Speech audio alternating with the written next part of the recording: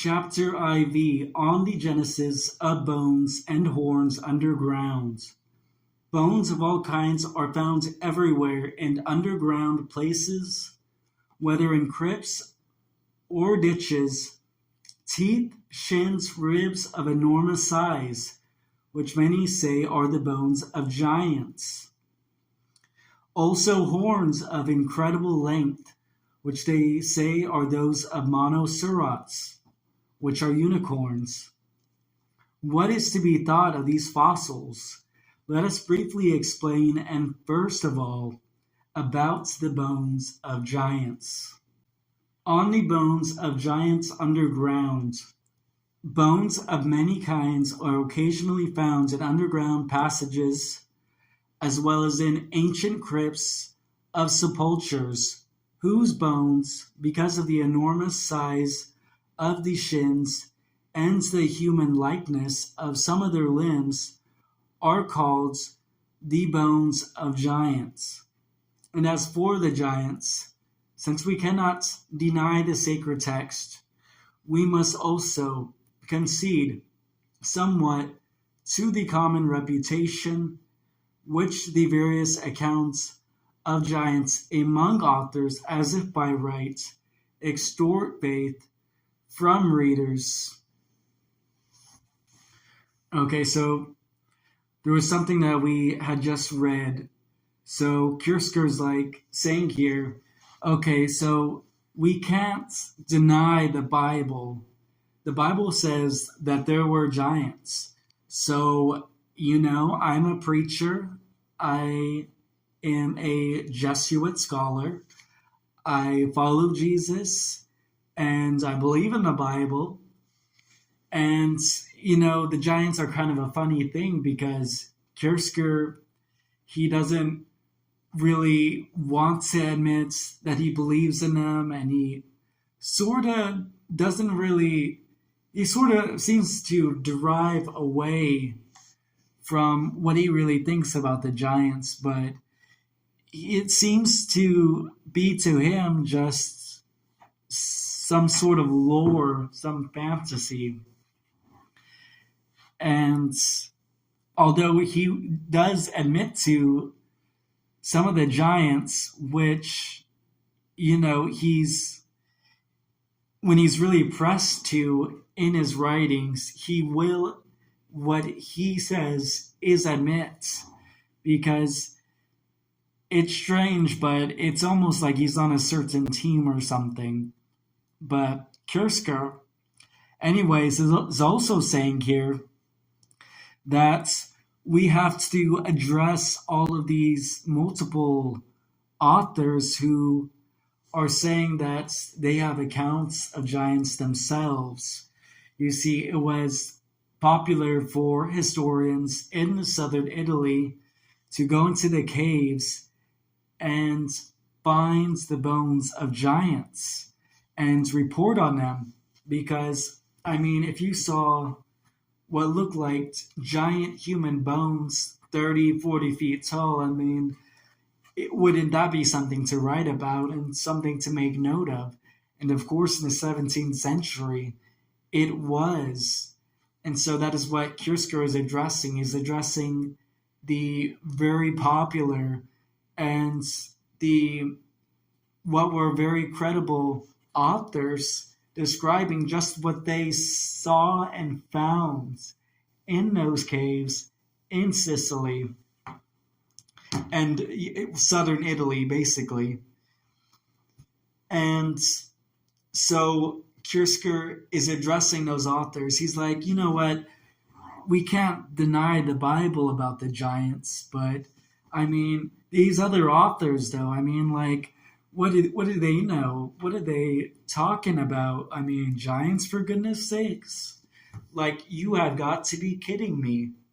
Because Kierkegaard, as we will really start to get through this book, it will become annoyingly obvious how much resistance he has to the belief or thought that the giants were a real thing, a real phenomenon that had occurred, and that it seems that he even had doubts that the flood had happened to even kill the giants, because he mocked the idea that it could have been a measure to even wipe out the giants themselves by God.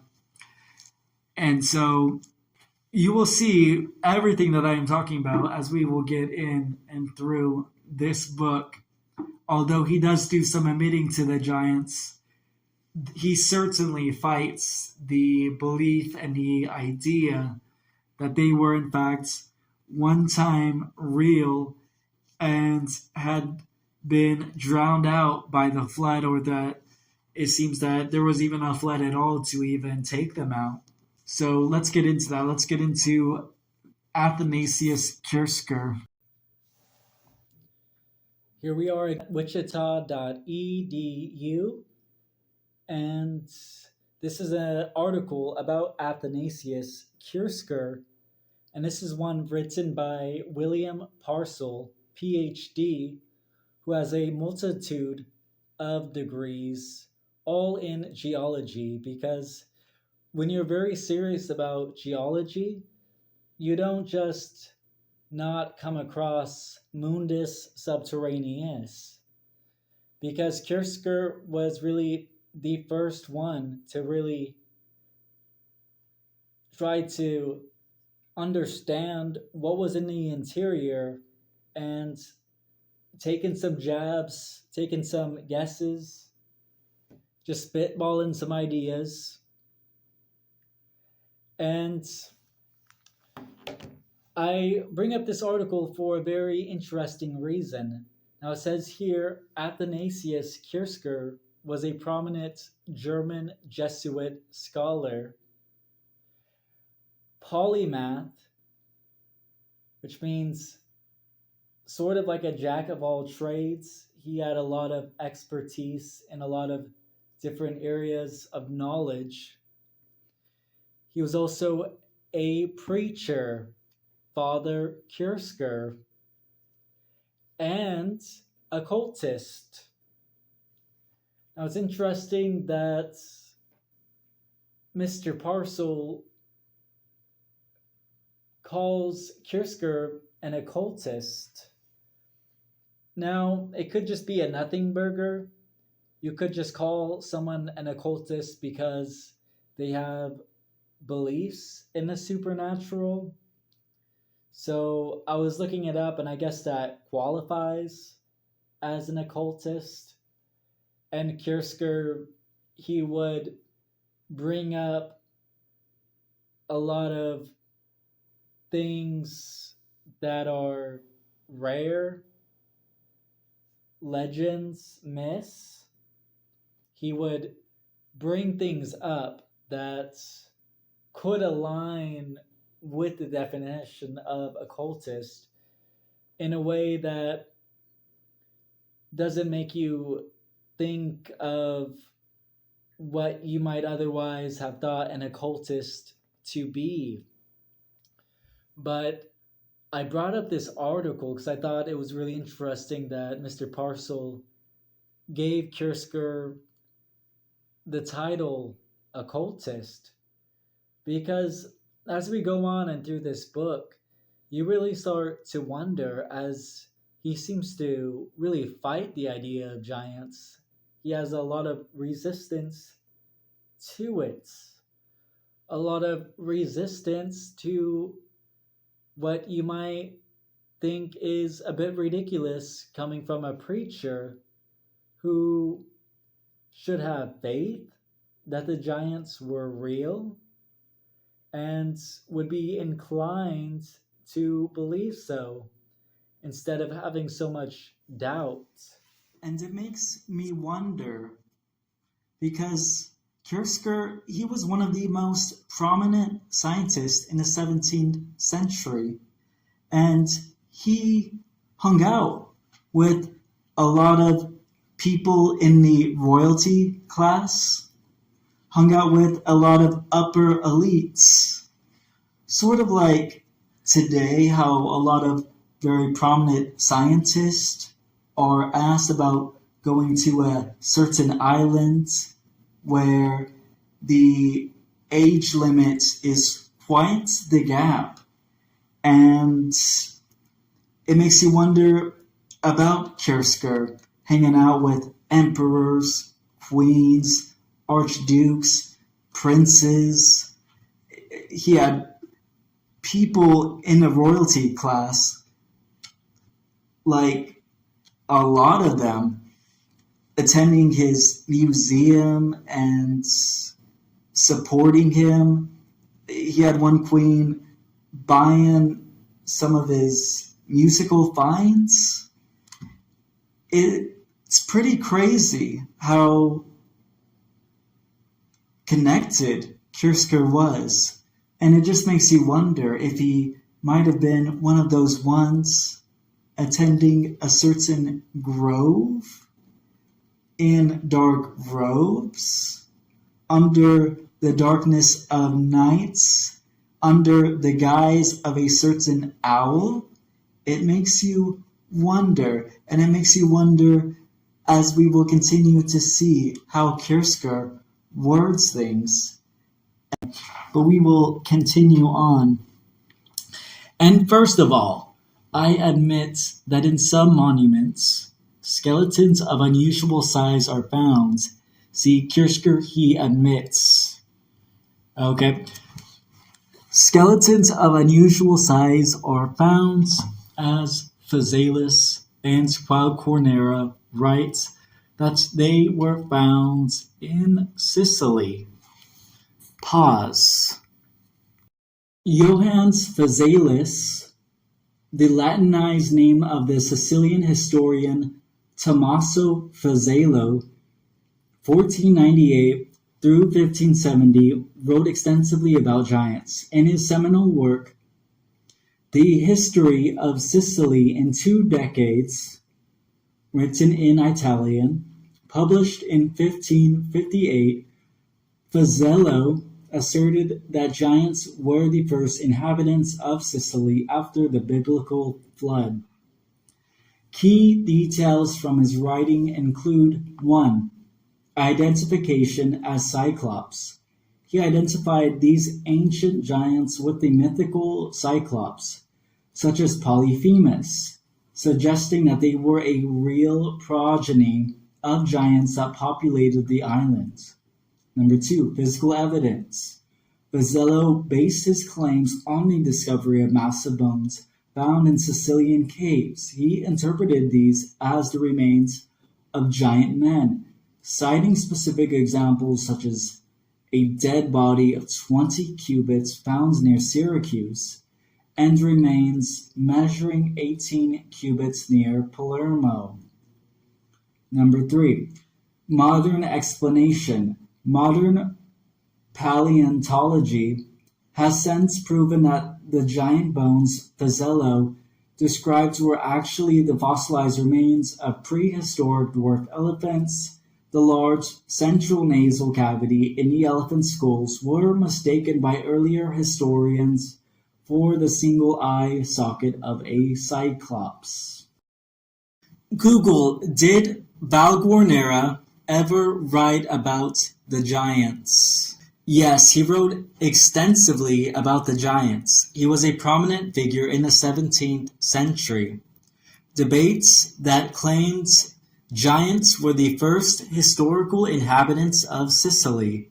His primary work on this subject is in English, but was written in Italian, The Discourse on the Origin and Antiquity of Palermo and the First Inhabitants of Sicily and Italy, published in 1614. Here are the key aspects of what he wrote and believed. The first inhabitants of Sicily. Valguarnera dedicated a significant portion of his Discorso to proving that the earliest settlers of Sicily were a race of giants whom he identified with the Cyclops of classical mythology, such as Homer's Polyphemus and the giants mentioned in the Bible. He argued that this was a historical reality rather than just poetic fiction. Number 2. Physical evidence and excavations. Unlike some historians who only relied on ancient text, Valguarnera claimed to have found physical proof. He described personal excavations he conducted to find giant bones. And number 1 bullet points, Mara Dolce, he wrote about going to the Mara Dolce area near Palermo with friends where they dug up 2 jawbones and fragments of giant bones. Bullet point 2, Santa Maria di Gesù, he reported similar finds near the convent of Santa Maria di Gesù. Bullet point 3, the reality. Today, we know that these giant bones were actually fossils of prehistoric dwarf elephants and hippos. And remember, again, now this is all coming from Google.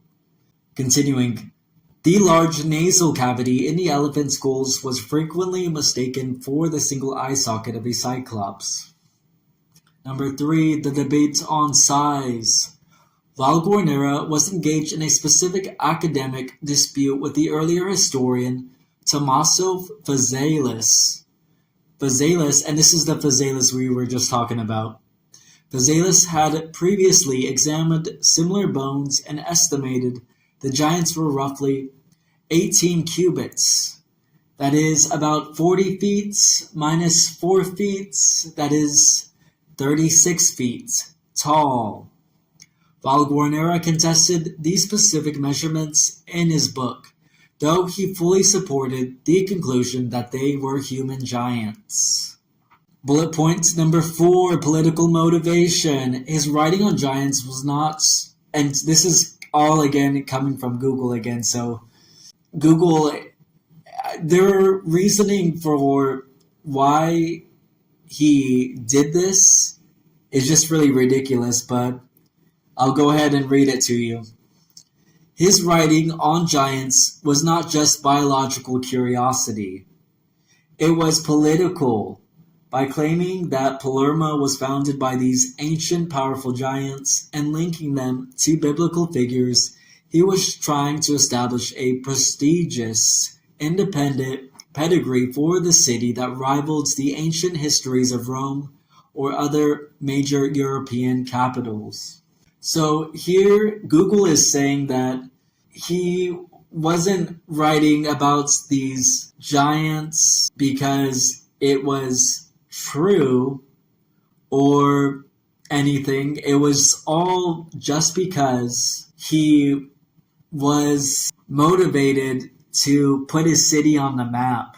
He wanted a city that was right next to Palermo to be the city with the caves of giants. So he wanted to be like what the equivalent of someone living in Roswell with all the UFO lore and everything, where the first UFO crashed, landed, and they had that news report out, and then another news report the next day saying that it was all just a weather balloon. So, but basically, Google is saying that he just wanted to put his city on the map. He wanted to be like, oh, look at me, look how hard I am. I'm from that city right next to Palermo, with the giants in the caves. Ooh, look at me.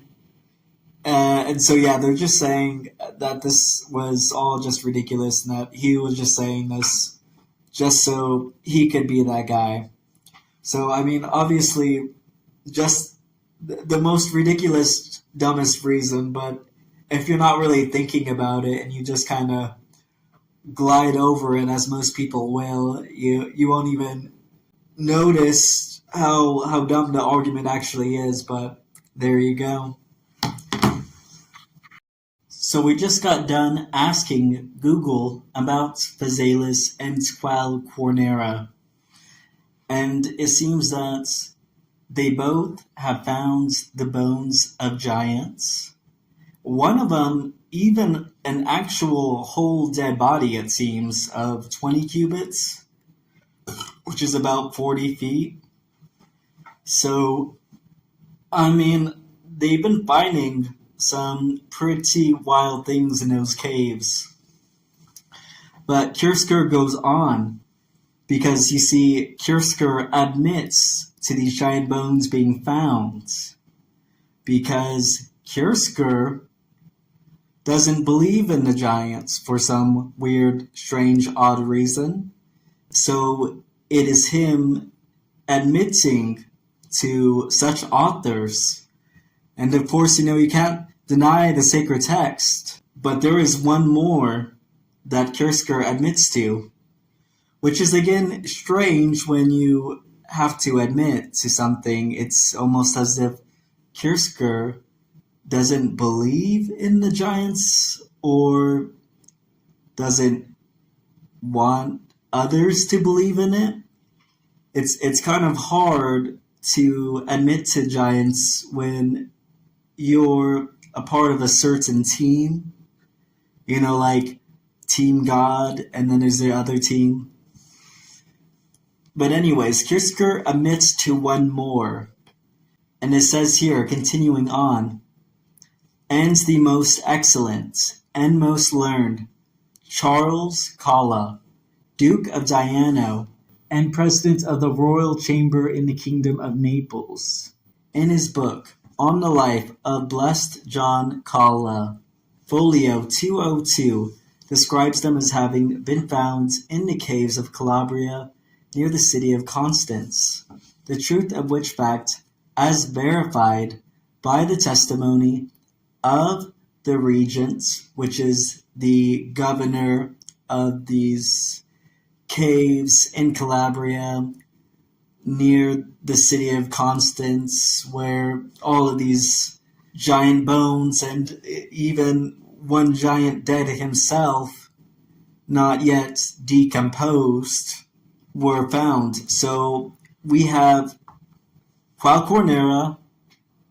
Phasaelus, and Charles Colla now.